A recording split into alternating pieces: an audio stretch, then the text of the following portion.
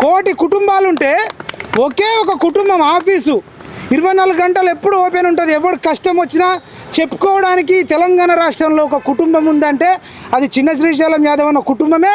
అక్కడ వెళ్తే అన్నం పెడతారు.